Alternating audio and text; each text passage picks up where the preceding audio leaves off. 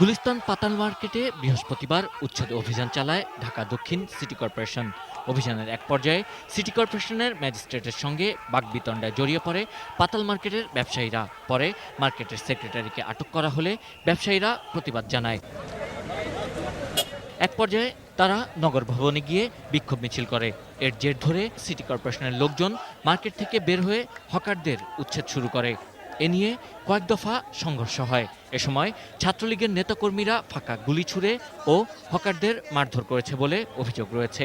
একদিক দিয়ে ছাত্রলীগের পোলাপাইন দিয়া হকি স্টিক দিয়া পিড়া, অন্য দিক দিয়ে বোল্ডুজার দিয়ে আমাদের মালমূল সব ক্ষতিগ্রস্ত করছে। ছাত্রলীগের পোলাপান দিয়ে গুলি করে 5-6টা পিস্তল লয়ে আইছে। বৃহস্পতিবার উচ্ছেদ অভিযানে সবচেয়ে বেশি ক্ষতিগ্রস্ত হয়েছে ফল ব্যবসায়ীরা। শুক্রবার গুলিস্তান এলাকা ছিল অনেকটাই হকার শূন্য। প্রশাসনের এমন ভূমিকায় ক্ষুব্ধ হকাররা। এটাই ভাঙচুর করছে, লুটপাট হয়েছে।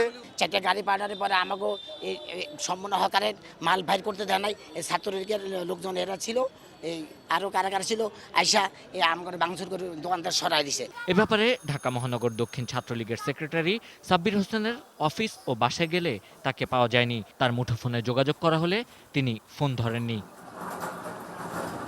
Sabbir Ahmed, ATN news, Dhaka.